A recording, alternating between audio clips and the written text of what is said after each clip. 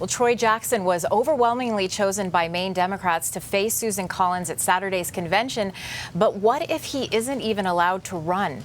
As Christian Harsa explains, that's exactly what one Republican state representative is arguing.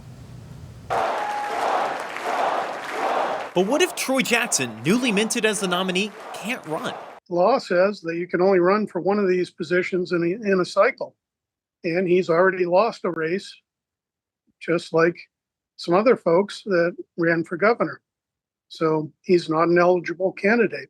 Maine law section 331 says someone cannot file for more than one federal, state, or county office at any election. It is what it is. He's running for another office after he's already lost an election. I think it's a creative argument, but I think probably a losing one. Maine law professor Dimitri Baum points towards the word file.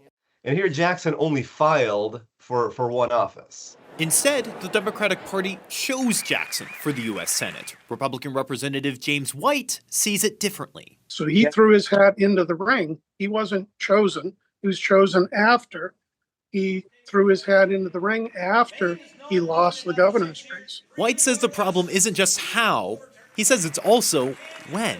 Law says that you can only run for one of these positions in a cycle. The question is the primary the same election as the general election for the Senate? I think that may be a closer call. I think probably not, but you can make an argument there. White also argues that this law serves a purpose, preventing candidates from trying again and again. We have sore loser laws in place for a reason. The statute here is not really a sore loser statute. It's kind of a dual filer hedger statute. To prevent someone from hedging their bets by running for the Blaine House, U.S. Senate, and State House all at the same time. Whereas a sore loser statute is, I ran as a Democratic candidate in the primary. I lost. Okay, fine.